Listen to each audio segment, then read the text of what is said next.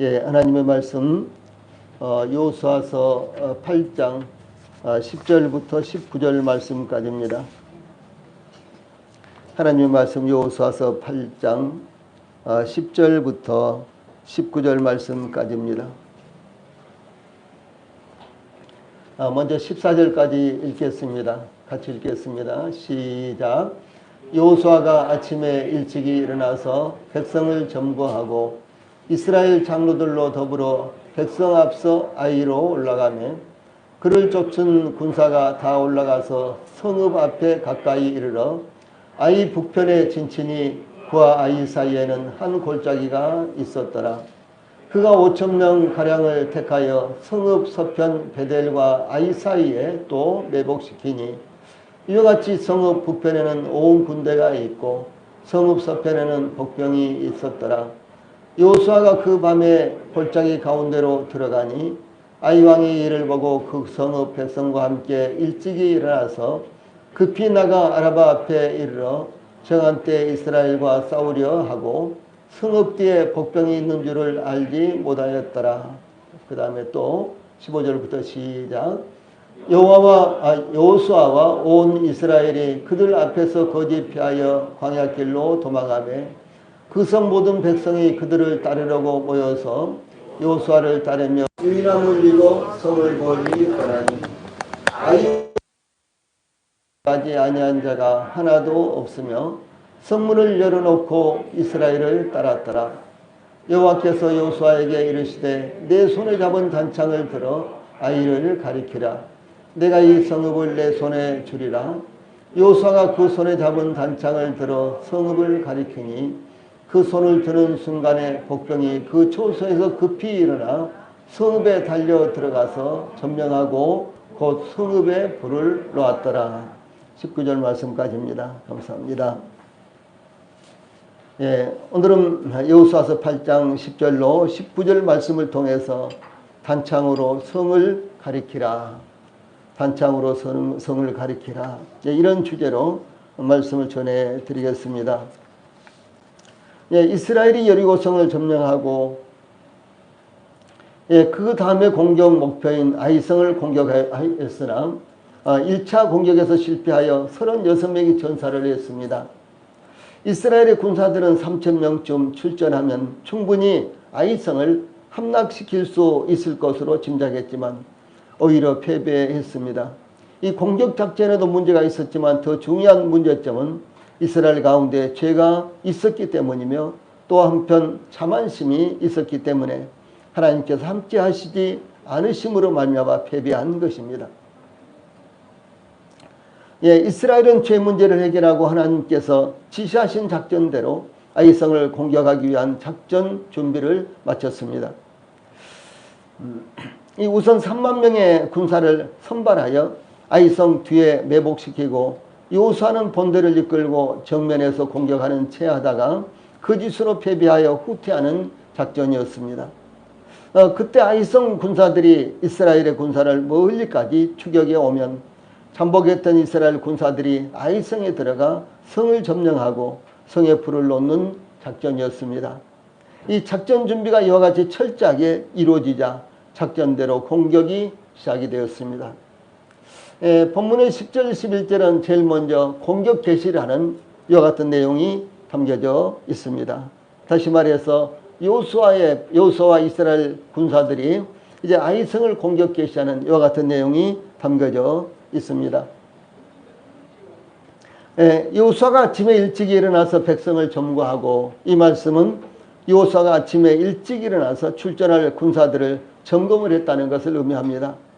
여호수아는 어젯밤에 아이성 군사들이 눈치채지 않도록 3만 명의 군사들을 아이성 뒤편에 매복을 시켰습니다. 여호수아는 자신과 함께 출전할 군사들이 이탈한 자가 없는지 또 출전할 준비를 갖추었는지 점검했다라는 것입니다. 예, 이것은 여호수아가 지휘관으로서 방심하지 않고 철저하게 준비하고 있는 것을 의미합니다. 이것은 참 중요한 것입니다. 우리 성도님들이 무슨 일을 하시더라도 잘 됐어 그러면서 그냥 뒤돌아서 이제 관심을 갖지 않는 것이 아니라 잘 됐더라고 하더라도 다시 한번 점검하고 또 잘 준비했다고 하더라도 다시 한번 점검해보고 이와 같은 것들이 얼마나 참 중요한지. 저희들은 이제 6시 전에, 새벽 6시 전에 새벽 기도 나왔다가 보통 이제 뭐 9시 반이나 10시쯤 일반적으로 그렇게 이제 집에 돌아가고요.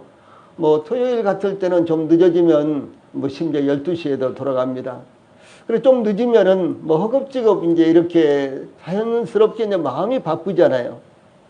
예, 그래서 이제 현관문을, 예배당 현관문을 잠그면서 다시 한번 점검을 해야 돼. 그래서 들어와서 도청기 다시 한번 다 점검을 하고 또 가스불도 다시 한번 점검을 하고 이럴 때가 아주 흔합니다.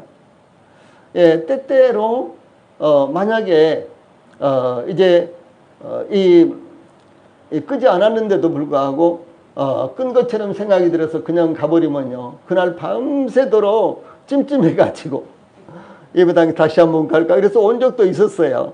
그래서 이제 예배당 나가면서 조금이라도 미심쩍으면 다시 들어와서 한번 점검해보고 그렇게 하거든요.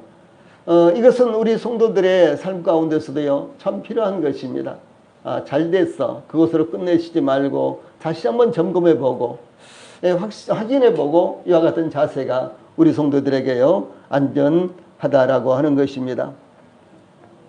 그래서 이제 여호수아가 지휘관으로서 방심하지 않고 철저하게 준비했다는 것을 의미하고, 무슨 일이든지 일을 시작하기 전에 철저하게 준비하는 것이 일을 시작한 후 시행착오나 준비 부족으로 인한 어려움을 극복할 수 있는 길이 되는 것입니다.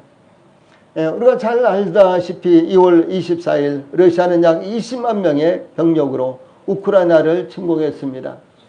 들어오는 매스컴에 의하면은 러시아군의 50%를 동원했다 그래요. 러시아군의 50%를 동원해서 우크라이나를 침공을 했는데, 이 러시아는 우크라이나를 침공하기 위해서 겨울이 되도록 기다렸고, 또 지난 10월부터 이 훈련이라는 핑계로 우크라이나 접경 지역에서 약 17만 명의 군사들이 동원된 훈련을 지속하고 있었습니다.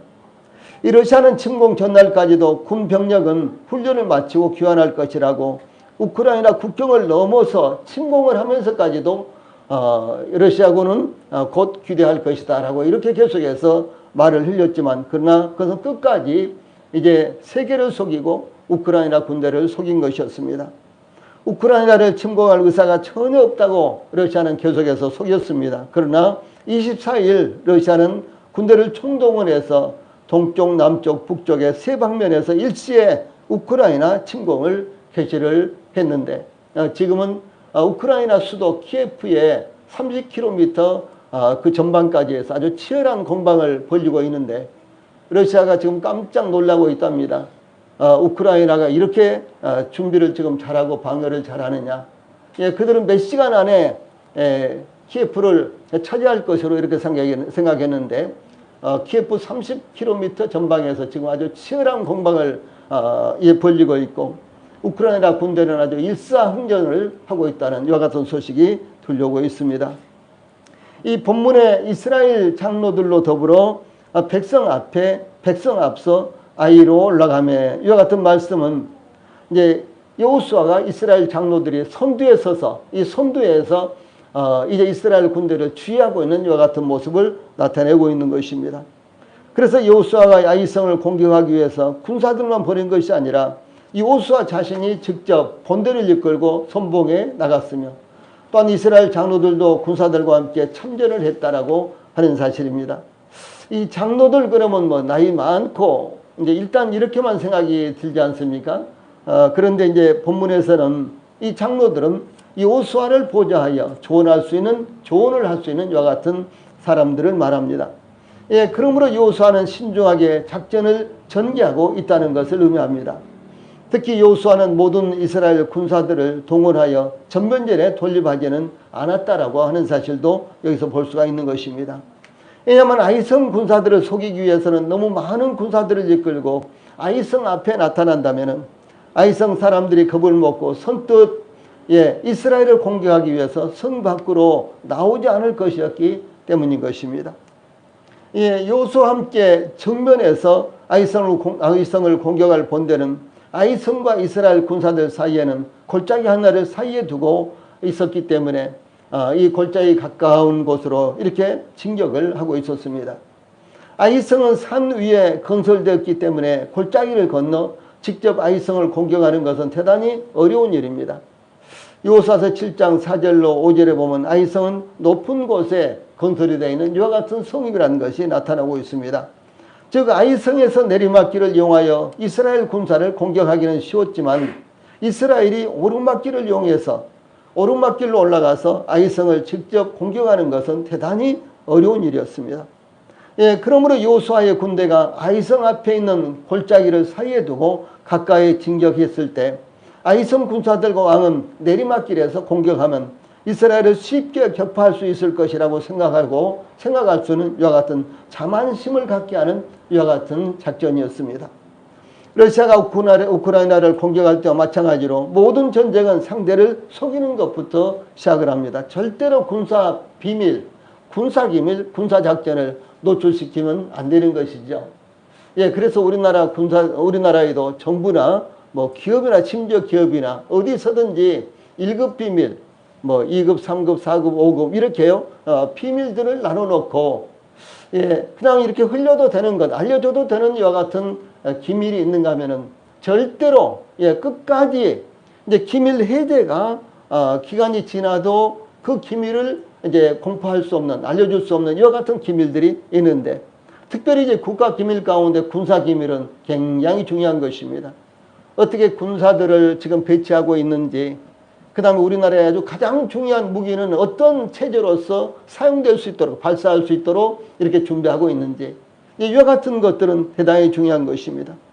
즉 북한에는 이 잠수함들이 아주 많죠. 그런데 우리나라에도 남한에도 이제 북한 못지않게 잠수함 수가 많은 것은 아니지만은 대단히 공격력이 대단한 아주 세계적인 이와 같은 잠수함들이 우리나라에도 많이 있습니다.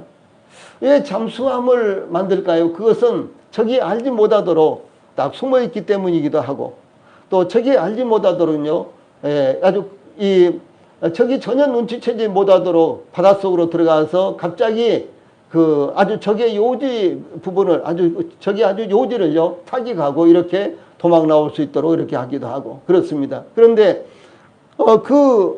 잠수함이 지금 동해에는 몇 척이 있고 서해안은 몇 척이 있고 남해는 몇 척이 있고 이렇게 하면 되겠어요? 그 다음에 이제 동해안에 어떤 잠수함이 있고 예를 들어서 이순실함이 있다 그러면은 이순실함의 재원에 대해서 이순실함은 어떤 포와 어떤 미사를 쏘을 수 있고 이순실함에는 몇 명이 타고 있고 이런 것들을 다 알고 있기 때문에 이순실함이 저기 원산 앞바다에 있다든가 아니면 저 황해도 앞바다에 있다든가 그런 것을 알리면 되겠어요? 알려주면 절대로 안 되겠죠. 이와 같은 것들이 기밀이 되는 것입니다. 예, 그래서 이제 이와 같이 이스라엘을 쉽게 격파할 수 있을 것이라고 아이 왕이 이제 생각할 수 있도록 여호수아의 군대가 이와 같이 미끼를 던지고 있는 이와 같은 모습을 말하고 있는 것입니다. 그래서 이제 적군에게 공격작전이 세워나간다면 전쟁은 패배하게 되는 것입니다. 예, 그러므로 이스라엘은 아이성 왕과 군사들이 볼 때 1차 공격 때와 똑같은 방법으로 공격하는 것처럼 보이도록 속임수를 사용하고 있다라고 하는 사실입니다. 우리의 대적 사탄은 처음부터 거짓말쟁이요 거짓의 아비 즉 거짓의 원조입니다. 이 세상은 어떻습니까? 세상은 사탄의 지령을 받아 하나님의 교회와 성도들의 삶과 믿음을 파괴하기 위해서 속임수를 사용하는 것입니다. 예, 그러므로 우리 성도들이 절대로 세상을 믿으면 안 되는 것입니다. 세상에는 아주 가까운 친구들에게 속아서요 재산 다 탕진하고 사람 버리고 그런 경우가 이루 헤아릴 수 없을 정도로 많습니다. 우리나라의 이제 축구계에 아주 거부라고 하는 이제 박종환 감독이라고 아마 우리 성도님들도 아실 것입니다. 과거 이제 청소년 대표팀을 이끌고 가서 세계 4위까지 했던 대단한 명장이었습니다. 이번에 지금 80살 초여인데 84살인가 이렇게 되는데 저 강원도 춘천에서 살고 있는데 아주 불행하게 살고 있답니다. 그 불행하게 살고 있는 이유가 그분이 감독도 오래 했고요. 국가대표 감독도 오래 했고 그러니까 얼마나 돈을 많이 벌었겠어요. 그런데 친구들 7, 8명이 아주 가까운 7, 8명이요. 돈을 빌려달라 그래서 빌려주고 그랬는데 다 돈을 가지고 와서요. 한 사람도 나타나지 않는답니다. 그러므로 자기는 먹고 살 것이 없어져서요. 국가에서 뭐 이 모든 사람들에게 주는 국민연금 같은 거 있지 않습니까? 그런 것으로 간신히 살고 있고, 또 체육계에 이런 이제 잘 알고 있는 사람들이 가끔 와서 봉투 하나씩 주는 것으로 가끔 간신히 살고 있다는 뉴스가요, 3일 전에 나왔어요. 그래서 우리 성도들이 이 세상에서 아주 친한 사람이라고 할지라도, 아주 가까운 지인이라고 할지라도 신중하게, 물론 다 믿지 마라 그런 말은 아닙니다. 아주 신중하게 이제 관계를 가져야 된다는 사실을 우리는 이런 말씀을 통해서 알 수가 있는 것입니다. 그래서 세상을 따르면 행복하고, 이제 일반적으로 우리 성도들에게도요, 세상을 따르면 행복하고 잘 될 것이라고 생각하게 만드는 것이 바로 사탄이 이 성도들에게 이제 대하는 이와 같은 속임수인 것입니다. 하나님을 섬기지 않아도 잘 되고 하나님의 말씀에 순종하지 않아도 문제될 것이 없다는 착각 속에 빠지게 만드는 것이 바로 사탄입니다. 예, 혹은 구원 받았으니까 천국에는 갈 것이라고 안심하게 만드는 것, 이것이 바로 사탄이 하는 이와 같은 속임수입니다. 예, 그러므로 우리 성도들이 사탄의 속임수에 속는다면 그 순간부터 불행하게 된다는 것을 마음 가운데 꼭 기억을 하고 경계를 가져야만 되는 것입니다. 다음에 12절로 14절 말씀에는 이 복병을 이용한, 매복 작전을 이용한 군사작전이 이루어지고 있는 이와 같은 모습이 나타나고 있습니다. 여기 보면 그가는 여호수아입니다. 그가 5,000명가량을 택하여 성읍 서편 베델과 아이 사이에 또 매복시키니, 이와 같은 말씀은 여호수아가 성 뒤편에 매복시킨 3만 명 이외에 또 5,000명의 군사를 성읍 서편 베델과 아이 사이에 매복시켰다는 것을 의미합니다. 베델과 아이 사이에는 서로 동맹 관계에 있었습니다. 그러니까 아이가 어려우면 베델 사람들이 가서 돕겠죠. 또 베델이 어렵다면 아이 사람들이 가서 돕겠죠. 그런데 만약에 이제 이스라엘 백성들이 아이에서 승리한다고 할지라도 갑자기 베델에서 군사들이 이제 몰려 닥친다면 굉장히 어려움을 겪겠죠. 그래서 그쪽에다가 5,000명을 매복을 시켜놓고, 만약에 베델 군사들이 아이를 돕기 위해서 이제 군사들이 온다면은요, 그들을 저지하기 위해서 이와 같은 작전을 세운 것입니다. 예, 그러므로 만에 하나라도 아이성을 돕기 위해서 베델에서 이 군사가 출동한다면 매복에 있는 5,000명의 군사가 막도록 이렇게 예비한 것입니다. 예, 그러므로 여호수아는 아이성 서북쪽에 3만 명, 서남쪽에 5,000명을 매복시키므로 동남쪽에 있는 여호수아가 인수라는 주력 부대와 효과적으로 합동작전을 전개하도록, 만약 그들 군사들 중 어느 한편에게 위험이 닥치면 출전해서 서로 도울 수가 있도록 만일에 대비하여 군사들을 배치했다라고 하는 것입니다. 예, 그러므로 13절 후반 전반절에 이와 같이 성읍 북편에는 온 군대가 있고 성읍 서편에는 복병이 있었더라라고 이렇게 상황을 설명하고 있습니다. 이어서 여호수아가 그 밤에 골짜기 가운데로 들어가니, 이제 이런 말씀이 나오죠.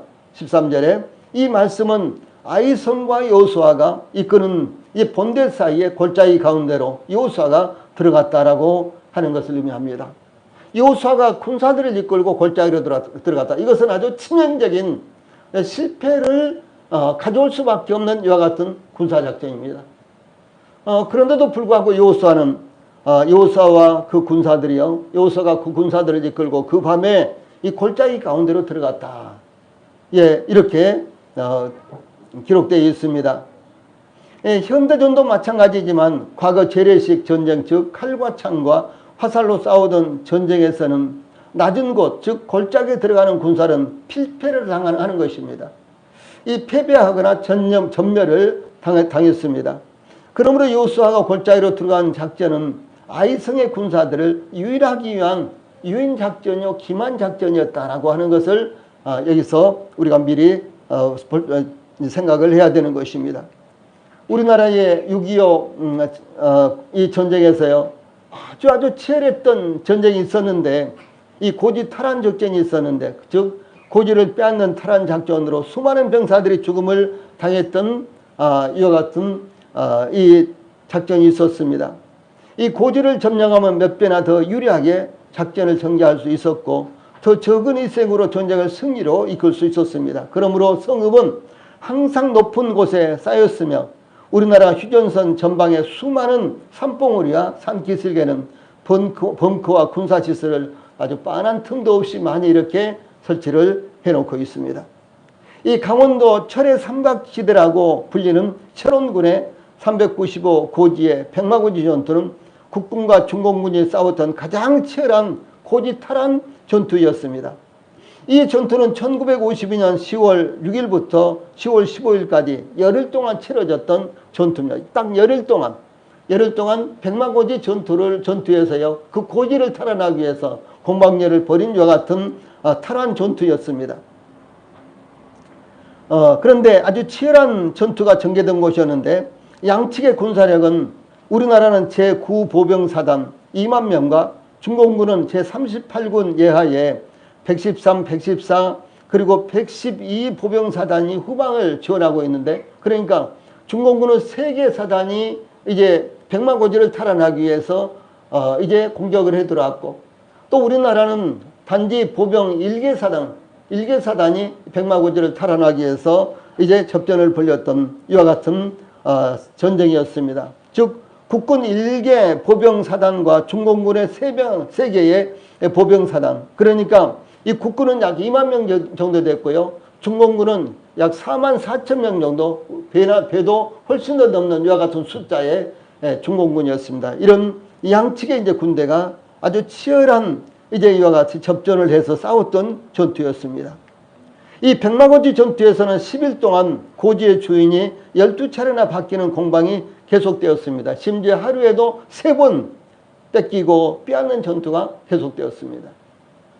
그래서 이제 남한 쪽에서 우리 이제 대한민국 군대가 이제 백마고지를 이제 공격해 올라가면 중공군들이 이제 막아내지 못하고 또 패배하고, 이제 우리 이제 대한민국 군대가 차지하고 있는데 이게 또 중공군이 또 공격을 해오면 우리나라 군대가 막아내지 못하고 또 패배를 하고, 그래서 후퇴하고, 이제 이런 이제 군대였어요.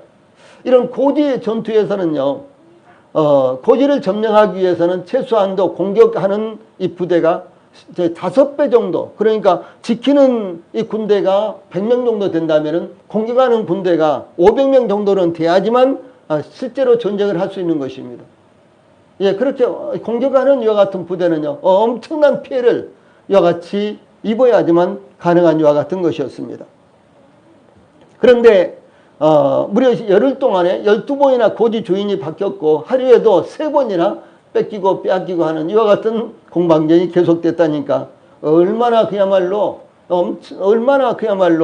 이 전투가 치열했는가, 그리고 이 백마고지를 빼앗기 위해서 얼마나 많은 희생을 치렀는가라는 사실을 알 수가 있는 것입니다.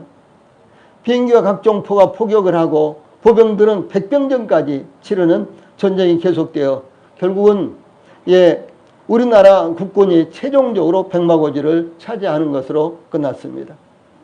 이제 물밀듯이 양쪽에 이제 군대가 이렇게 부딪히니까요, 총으로 쏘지 못하고 이제 주먹으로 싸우고, 그 다음에 심지어 뭐 칼로 싸우고 이렇게 하는 이것을 가리켜서 이제 백병전이라고 그러거든요. 이 백병전까지 치르는 이와 같은 이제 이 전투의 결과 최종적으로 우리나라 군대, 우리 한국 군대가 이제 백마고지를 탈환해서 지금도 우리나라 것으로 소유가 되어 있습니다.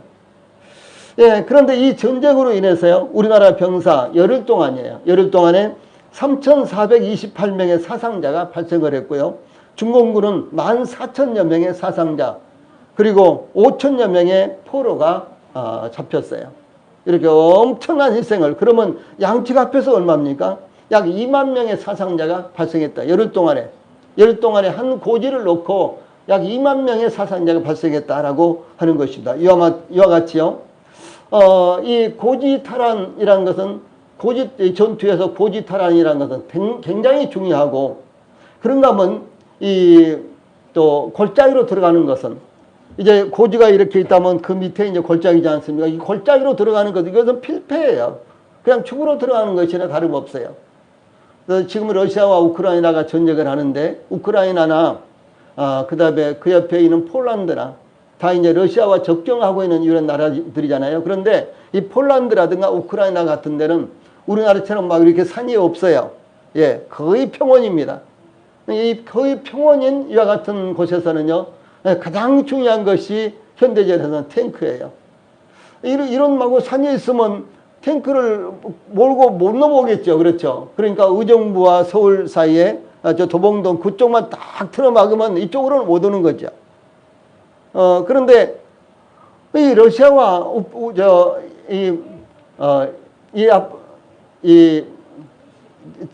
어디야? 우크라이나 혹은 폴란드는 이와 같은 전쟁에 그 국경지대는요, 이와 같은 산들이 없습니다. 고지가 없어요. 예, 그러니까 이 탱크를 끌고요. 탱크는 뭐 총이 들어온다거나 포가 떨어진다거나 그래도 여러 가지로 이제 방어가 되잖아요. 그러니까 탱크를 끌고 막 이렇게 진격을 해 들어가는 이와 같은 전쟁입니다. 마치 저 중동의 사막에는 산들이 없지 않습니까? 예, 그런 곳에 전쟁을 하는 것처럼 지금 이런 전쟁을 그곳에서 하고 있는 것입니다. 이 여호수아의 군대가 골짜기로 들어가자, 예, 유인 작전을 눈치채지 못한 아이성의 왕과 군사들은 그때를 놓치지 않기 위해서 즉시 군사 작전을 감행했습니다. 아이 왕이 이를 보고 그 성읍 백성과 함께 일찍이 일어나서 급히 나가 아라바 앞에 이르러 정한 때에 이스라엘과 싸우려고 하고, 이렇게 나와 있죠. 예, 그런데 아이성 왕과 군사들은 14절 후반부에 보면 성읍 뒤에 복병이 있는 줄은 알지 못하였더라, 이렇게 증가하고 있습니다. 여호수아의 군사작전이 계획대로 이루어져가는 모습을 증가하고 있습니다. 여호수아의 군사작전에 아이 왕과 군사들이 그대로 속아 빠져들고 있는 이와 같은 모습이 나타나고 있는 것입니다. 그래서 14절에 아이 왕이 이를 보고 그 성읍 백성과 함께 일찍이 일어나서 급히 나가, 참 얼마나 참 놀라운 일입니까? 그런데 사실상 전쟁에서는 이 말씀이 아주 황당한 이와 같은 이야기입니다. 예, 이스라엘 군대가 골짜기로 들어왔어요. 그러니까 그때를 놓치지 않기 위해서, 그때를 놓치지 않고 기습을 하기 위해서 아이 왕과 군사들이 성문을 빠져나가서 대거 이스라엘을 공격을 합니다. 그런데도 불구하고 이 상황에서는 이것은 그야말로 자멸을 자초한 이와 같은 전쟁이었다라고 하는 사실입니다. 그래서 이제 이와 같이 여기 이제 나온 말씀, 아이 왕이 이를 보고 그 성읍 백성과 함께 일찍이 일어나서 급히 나가, 그랬죠. 여기 보라색 박스에 있는 말씀입니다. 여기 이 말씀 가운데요, 일찍이 일어나서와 급히라는 말씀을 주목하시기 바랍니다. 일찍이 일어나서는 우리가 이 본문 말씀을 시작하는 10절에도 나오는 말씀입니다. 여호수아가 전쟁을 개시하기 위해서, 전쟁을 시작하기 위해서 아침에 일찍이 일어나서 이렇게 나와 있지 않습니까? 그래서요, 일반적으로 성경에서는 일찍이 일어나서라는 이와 같은 말씀은요, 항상 성실함과 부지런함을 나타내는 이와 같은 표현입니다. 예, 일찍이 일어나는 것 참 중요한 것입니다. 우리 성도님들이 오늘은 예배에 너무 늦어서 못 가겠다, 그냥 온라인으로 드리자, 이런 일은 없으시겠죠. 예. 오늘은 좀 일찍 서둘러야 되는데 아이고 시간이 늦어져서 오늘 못 가겠다, 오늘 죄송하지만 그냥 약속 못 지키겠다, 그러면 안 되는 것이죠. 예, 우리 성도들이요, 영적으로도 그렇고 이 삶에 있어서도 그렇고 게을러서 못한다면요, 그것은 변명의 여지가 없는 것입니다. 예, 저는 우리 모든 성도들이 제발 항상 부지런하기를 원합니다. 예, 우리 성도들이 영적으로도 부지런하고요, 육신적인 삶에 있어서도 항상 부지런하기를 원합니다. 네, 부지런하면 그만큼 상급이 오는 것입니다. 부지런하면 그만큼 이익이 따라오는 것입니다. 그러므로 우리 성도들이 이런 부분에 있어서도요, 이제 그리스도인이기 이전에도 이것은 참 중요한 것입니다. 그런데 우리가 그리스도인이기 때문에 영적으로 또 뿐만 아니라 그리스도인이기 때문에 육신적으로도 부지런해야 된다라고 하는 사실을 우리 성도들이 정말 마음에 두셔야만 되는 것입니다. 그런데 아이성 왕과 군사들의 경우는요, 여기 일찍이 일어나서 급히 나가, 이 말씀은요, 예, 자만심과 성급함을 나타내고 있는 말씀입니다. 아이왕과 군사들은 이스라엘 군사들이 1차 침공 때처럼 골짜기로 들어오는 것을 보는 즉시 이것저것 생각할 겨를도 없이 즉시 공격을 감행했습니다. 또한 급히 출전했다는 것은 단지 서두르다라는 것을 의미할 뿐만 아니라 생각할 여유도 갖지 않고 섣불리 대응하고 있는 아이성 왕과 군사들의 미련함과 실수를 지적하고 있는 말씀이다라고 하는 사실입니다. 예, 그래서 어떤 일이든지 간에 신중을 더해야 된다. 어떤 일이든지 깊이 생각을 해야 된다라는 사실을 우리들에게 교훈하고 있는 것입니다. 이 솔로몬은 게으른 자의 포도원이 가시덤불과 거친 풀로 덮이고 돌담이 무너져 있는 것을 보고 잠언 24장 32절에 내가 보고 생각이 깊었고 내가 보고 훈계를 받았었노라 이렇게 고백합니다. 예, 생각이 깊어야 됩니다. 그리고 어떤 일, 잘 되는 일이든지 잘 못 되는 일이든지 예, 직접적으로 나에게 일어나는 일뿐만 아니라 우리 주변에 있는 일들도요. 이런 일들을 통해서 무엇입니까?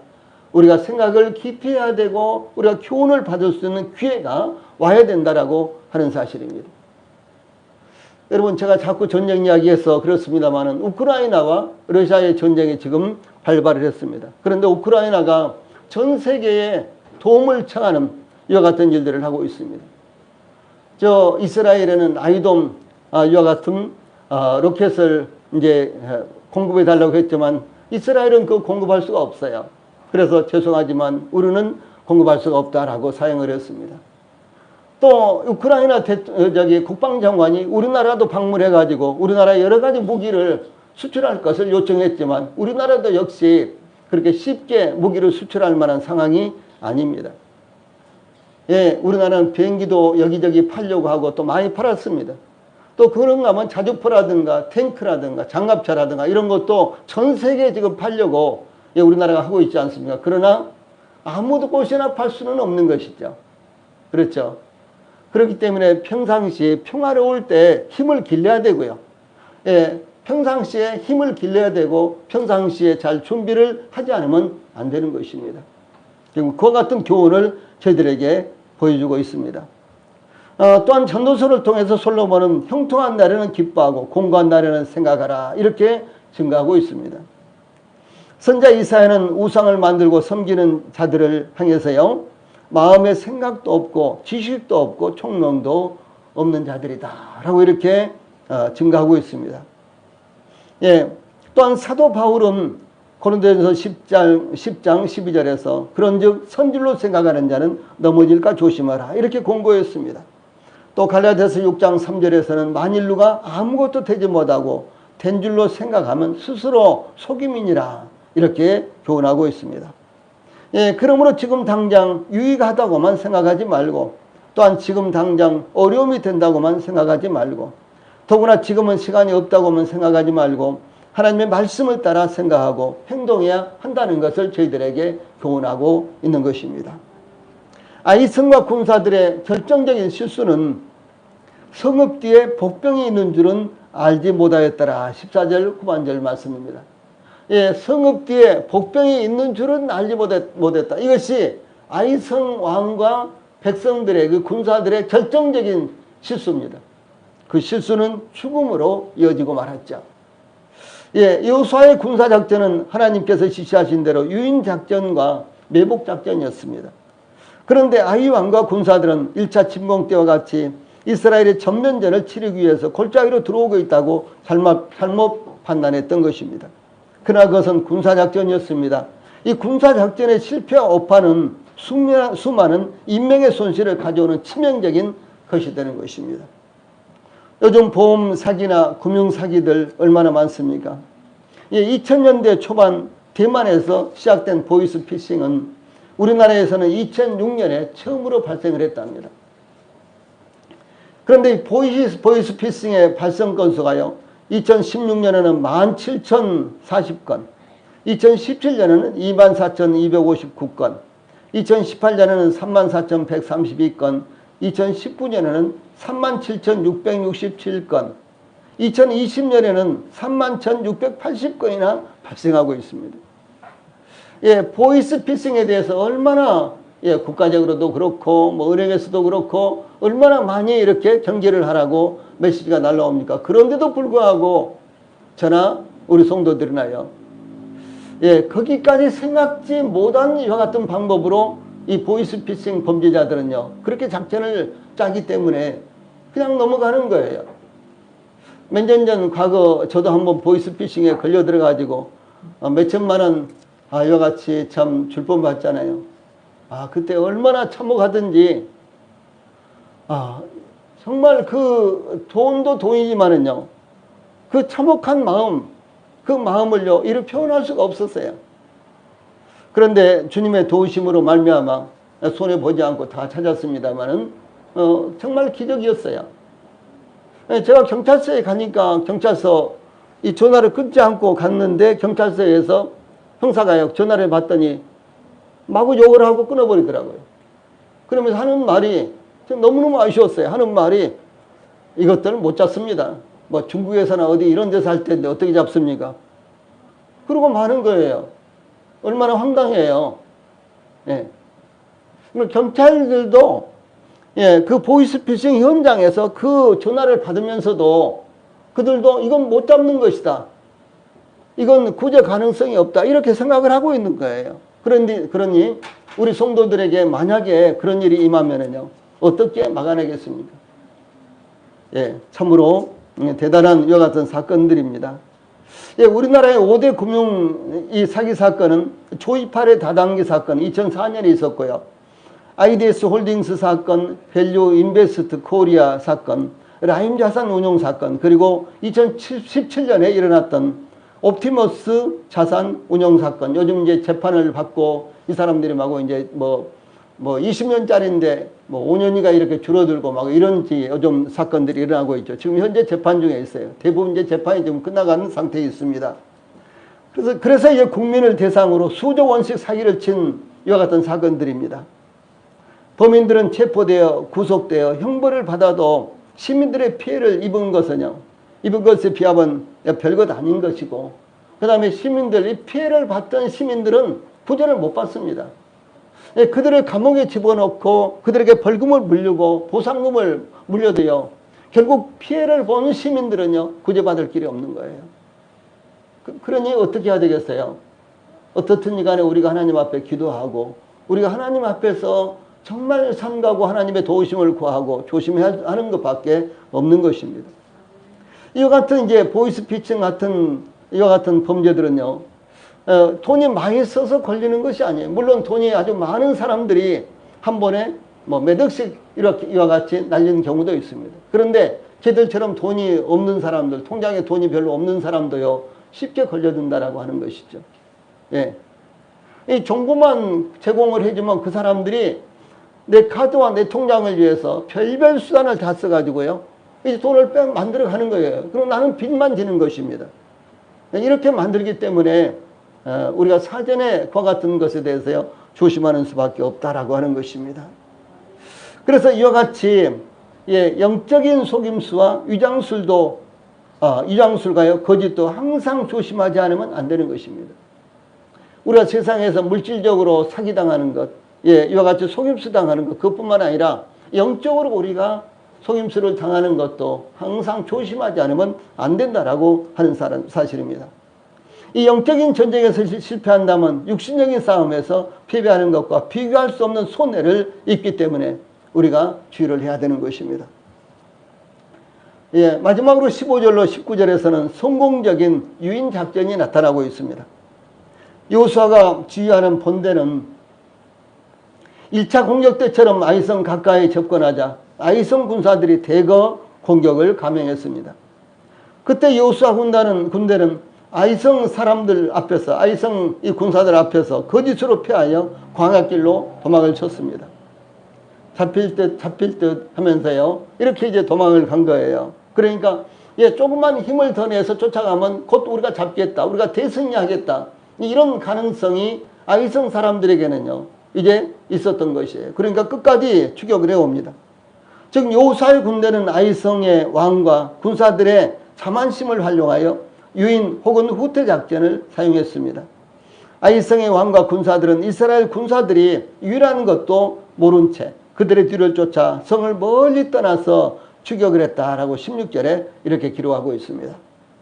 이어서 17절에 보면은 아이와 베델에 이스라엘을 따라가지 아니한 자가 하나도 없으며 성문을 열어놓고 이스라엘을 따랐더라라고 이렇게 증가하고 있습니다. 그런데 여기에 갑자기 베델이 아이성 전투에 가담하고 있는 것이 나타나고 있죠. 이 베델은 아이성에서 도보로 3시간 정도의 거리에 위치했습니다. 그러므로 베델은 작은 성읍이기 때문에 스스로 전쟁을 하지 못하고 아이성 2차 공격 때에 아이성과 함께 합동작전으로 이스라엘과 대항하고 있었던 것으로 보입니다. 그러니까 아이성 1차 공격 때에 아이성에서 성공을 하니까, 승리를 하니까 또 쳐들어올 것이다라는 것을 예상을 하고 베델의 군사들이 아이성에 와서 이제 합류를 해서 이스라엘과 지금 전쟁을 하고 있는 이와 같은 상태입니다. 아마도 이스라엘과의 1차 전쟁에서 아이성 주민들이 대승리를 쟁취했기 때문에 2차 전쟁에서는 베델도 아이성 군사들과 함께 합력해서 전투를 하기 위해서 그래서 이스라엘을 섬멸하고자 연합한 것으로 보입니다. 특히 아이성 왕과 군사들은 이스라엘과의 1차 전쟁에서 승리함으로 자신감이 극대화되어 출전했기 때문에 아이성에는 한 사람의 군사들도 남기지 않고 모든 군사가 후퇴하는 이스라엘을 추격하겠다라고 이렇게 증가하고 있습니다. 아이성과 베델 군사들은 이번 공격은 틀림없이 승리하는 전쟁이라고 생각하고 참전을 했던 것으로 보입니다. 또한 여기 17절 후반절에 성문을 열어놓고 이스라엘을 따랐더라 이렇게 증가하고 있죠. 이 고대 전쟁에서 성읍의 성문은 그 성읍의 존망과 밀접하게 관련되어 있습니다. 성문을 지키느냐 혹은 성문이 뚫리느냐 이것은 성읍의 운명을 좌우했던 것입니다. 그러므로 크고 작은 성읍과 관계없이 모든 성읍에서는 성문의 빗장을 굳게 잠그고 철저하게 성문을 지켰던 것입니다. 한편 성을 공격하는 군사들은 많은 희생을 함수하면서까지 성문을 확보하기 위해서 공격을 했고 또 성읍을 지키는 이 군사들은 큰 희생을 치르면서도 이 최후까지 성문을 방어하고 지켰던 것입니다. 그러므로 아이성 군사들이 성문을 열어놓고 이스라엘 군사를 추격했던 것은요 스스로 무덤을 판 것이나 다름없었고 이것은 얼마나 그들이 방심하고 있었느냐라고 하는 것을 의미를 하는 것입니다. 성문을 열어놓고 모든 군사가 다 추격에 가담했다. 이것은 아이성 군사들이 얼마나 방심했느냐, 얼마나 자만심에 부풀어 있었느냐라고 하는 것을 말하는 것입니다. 이들은 스스로 패배를 자초한 것입니다. 아이성의 왕과 군사들은 성문까지 열어두고 이스라엘 군사를 무모하게 추격했던 것은 바로 자만심 때문이었습니다. 자만심은 언제 어디서든지 가장 경계해야 될 교만함입니다. 우리 속담에도 그런 말이 있죠. 원숭이도 나무에서 떨어질 때가 있다라고 하는데 이 자만심은 알든 모르든 큰 물이다 라고 하는 것입니다. 우리 성도님들 돌다리도 두들겨 보면서 가라라는 말씀도 또 있지 않습니까? 그래서 우리 성도님들이 잘 할 수 있는 것, 나에게는 아주 능숙한 것, 그런 것이라도요 한 번씩 두들겨 보시고 방심은 항상 큰 물이라는 사실 우리 성도들이 마음에 두시기를 바랍니다. 또한 여기 18절 말씀을 보면은 어쩌면 본문에서 가장 중요한 아이성 공격 작전에서 가장 중요한 공격 작전의 성공 여부의 열쇠가 되는 말씀이 제시되고 있습니다. 18절 말씀입니다. 자, 여기 제일 위에 있는 말씀 같이 한번 읽어봅시다. 시작. 여호와께서 여호수아에게 이르시되 내 손에 잡은 단창을 들어 아이를 가리키라. 이렇게 하나님께서 여호수아에게 지시를 합니다. 내 손에 잡은 단창을 들어 아이를 가리키라. 한번 다시 해보세요. 내 손에 잡은 단창을 들어 아이를 가리키라. 여기 두 번째 말씀 파란 박스에 있는 말씀 같이 한번 읽어봅시다. 시작. 내 손에 잡은 단창을 들어 아이를 가리키라. 그 이유는 내가 이 성읍을 내 손에 주리라. 예, 그것 때문이었습니다. 예, 그러므로 여호수아가 그 손에 잡은 단창을 들어서 성읍을 가리켰다. 18절 마지막 부분에 이렇게 되어 있죠. 여호수아는 하나님께서 지시하신 대로 손에 잡은 단창을 들어서 아이성을 가리켰다라고 하는 것입니다. 이 단창은 멀리까지 던질 수 있는 손잡이가 짧은 창을 가리킵니다. 여호수아는 하나님의 명령대로 그의 손에 잡은 단창으로 아이성을 가리키기 위해서 높이 들었습니다. 여호수아가 단창을 높이 든 것은 하나님께서 아이성을 이스라엘에게 주시라고 말씀하셨기 때문에 바로 그것을 화답하는 신호였습니다. 예, 이와 같이 하나님의 말씀대로 여호수아가 그의 단창을 높이 들어서 아이성을 가리키자, 높은 곳에 대기하고 있었던 이스라엘 군사의 신호수들이 즉시 매복하고 있던 이스라엘 군사들에게 그것을 전달한 것입니다. 그래서 사전에 높은 곳에는 이스라엘 이와 같은 신호수들이 쭉 이렇게 배치가 되어 있었겠죠. 우리나라에도 저 왜군이 지금 침략을 해온다 그러면은 저 경상도나 전라도에서 여기 한양까지 말을 타고 오면 며칠이 걸리겠어요. 말을 타고 오고 중간에 또 말을 바꿔 타고 또 오고 또 중간에 말을 타고, 왜냐하면 말이 피곤해서 더 못 오니까 계속해서 이제 말을 이렇게 교체를 해가지고 한양까지 오는데요. 그래도 아마 정확하게는 모르는데 한 2, 3일 걸렸을 거예요. 2, 3일이라면 전시에 2, 3일이라면요. 그것은 벌써 뭐 전라도라든가 경상도가 왜군들에게 완전히 함락되고 끝나는 이와 같은 상황이 되겠죠. 그래서 이것을 빨리 알리기 위해서요. 봉화라는 걸 만들었죠. 왜군들이 침략에 들어온다. 그러면 높은 산꼭대에서 봉화를 올리면은 그 다음에 봉화가 수십 킬로미터 저쪽에서 그것을 보고 또 봉화를 올리고 또 그것을 보고서 봉화를 올리고 그래서 봉화가 하나가 피었다, 두 개가 피었다, 봉화 3대가 피었다 하면은요. 거기에 따라서 각각 어떤 상황이 이루어지고 있는지를 사전에 그 신호를 약속을 해가지고 그것을 알리는 것입니다. 그러면 이제 정부에서 이 한양에서 왕과 신하들이 지금 일본군이 지금 뭐 10만이 몰려왔답니다. 그러면은 어디에 있는 군사를 그들로 보냅시다라든가 뭐 등등 이제 이렇게 해가지고요. 이제 작전에 대비하는 것입니다. 이와 같이 여호수아도 동일하게 이제 여호수아가 그 칼을 단창을 이제 높이 들자 그것을 본 신호수들이 중간중간에서 매복하고 있는 군사들에게 그것을 알리자 매복하고 있는 군사들이 이제 일거에 나왔어요. 이제 아이성으로 진입을 했다.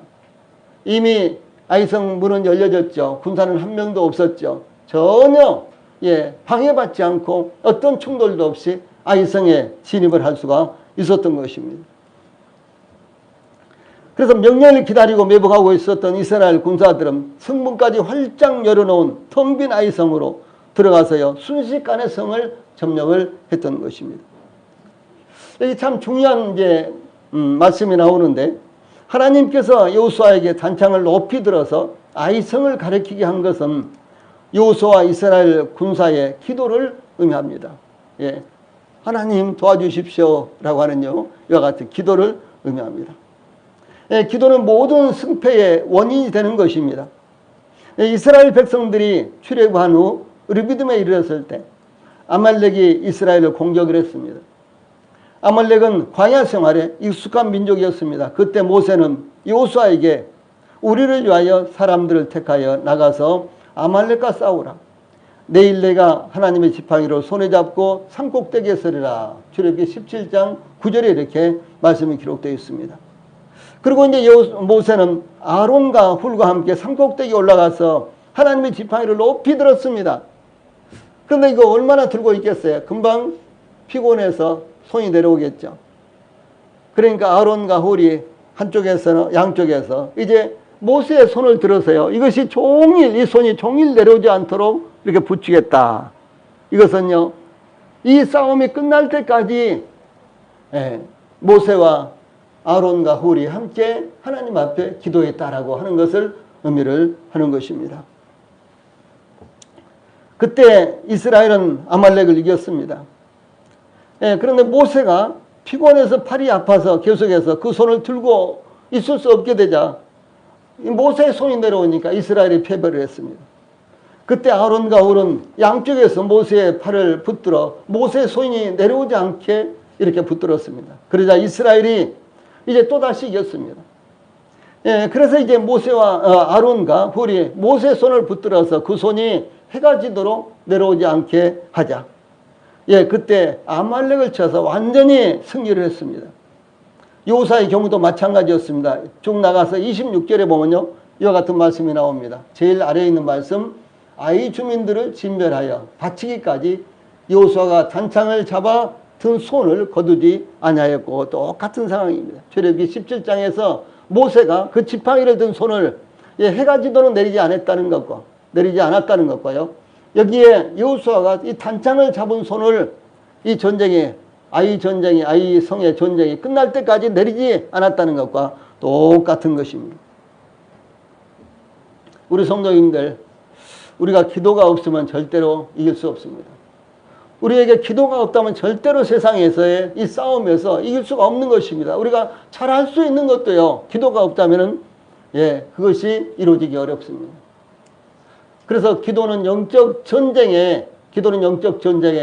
필승이라고 하는 사실을 우리 성도들이 꼭 기억을 하시기를 바랍니다. 우리 성도님들이 잘 알고 계신 대로 제가 심근경색이 있었을 때요, 저는 단지 소화가 안 되는 줄만 생각했습니다. 그런데 도저히 앉아 있을 수도 서 있을 수도 심지어 엎드려 있을 수도 누워 있을 수도 없었습니다. 여러분 생각을 해보세요. 제가 어지간하면 응급실로 가자 그랬겠습니까? 제가 어지간하면 견디는 사람이거든요. 근데 응급실로 갔는데 가서 진찰도 뭣도 없이 바로 시술실로 들어갔습니다. 근데 이번에 이제 집사람이 보여준 유튜브를 보니까 저 아산병원 의사들이 몇 명이서 함께 이제 만든 유튜브인데, 급성 심근경색은 이 4분이 지나면은 뇌에 이상이 와서 문제가 생긴답니다. 4분이 지나면. 그 다음에 10분이 지나면 목숨을 잃는답니다. 그런데 저는 시작한 지가 하루여나 됐거든요. 그리고 극심하게 이 압박이 오고 아픈 지가 몇 시간 지났었어요. 저 그 유튜브를 보면서요, 참 하나님 앞에 너무너무 감사했는데 눈물이 마구 났어요. 제가 지금 살아서 우리 성도들과 함께 예배를 드릴 수 있는가? 이것은 온전히 하나님의 은혜입니다. 이건 절대적으로 하나님의 은혜입니다.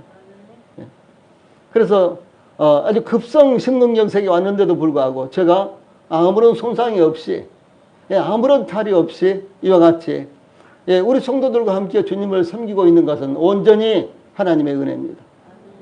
우리 성도님들 그때 많이 기도하셨죠. 우리 성도님들의 기도였습니다. 주 예수님께서, 하나님께서 저희들을 불쌍히 여겨주시고요, 저를 살려주신 것입니다. 그러므로 우리 성도님들 기도의 끈을 놓지 마십시오. 여호수아의 손이 종일 내려오지 않았어요. 모세의 지팡이를 든 손이 종일 내려오지 않았을 때 이스라엘은 그 아말렉을 무찌를 수가 있었다라고 하는 사실입니다.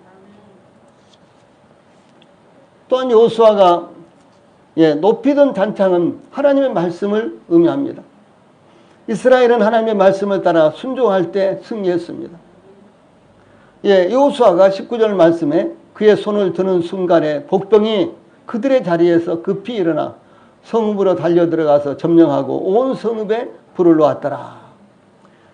여호수아가 단창을 높이 들자 이것이 신호가 되어서 매복하던 군사들이 아이성에 들어가 불을 놓았습니다. 불을 놓는 것은 이 성을 점령했다는 신호였습니다. 하나님께서 지시하신 아이성 공격작전이 성공한 것입니다. 우리의 세상과의 싸움에서 승리할 수 있는 비결은 무엇일까요? 우리의 손을 높이 드는 것입니다.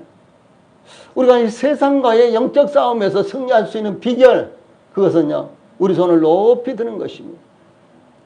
기도의 손과 말씀에 순종하는 손을 높이 들 때 하나님께서 우리에게 승리를 주시는 것입니다. 그러므로 우리 교회가, 우리 성도들이, 또한 우리 성도들의 모든 가정들이 그 손을 높이 들고 결코 그 손이 내려오지 않도록 하시기를 바랍니다. 기도의 손과 말씀의 손이 절대로 내려오지 않도록 하시기를 바랍니다. 찬송 부르시겠습니다.